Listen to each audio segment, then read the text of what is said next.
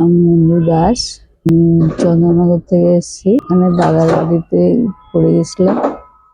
ওখানে হাতটা ক্র্যাক হয়ে গেছিল। ওখানে এক্স-রে করেছি। ওখান থেকে ছেলেরা নিয়ে এসছে কলকাতায়। কলকাতায় নিয়ে এসে ভর্তি করে দিয়েছে। এখানে অপারেশন হয়েছে। ডাক্তার সমর চক্রবর্তীর ওখানে আন্ডারে ভর্তি হয়েছিলাম। আজকে আবার ডিসচার্জ হচ্ছে। হাতটা সেট করেছে ভালো। আর এখানে যে কর্মীরা আছে তাদের খুব ভালো ব্যবহার পেয়েছি। ভালো ইয়ে করেছে।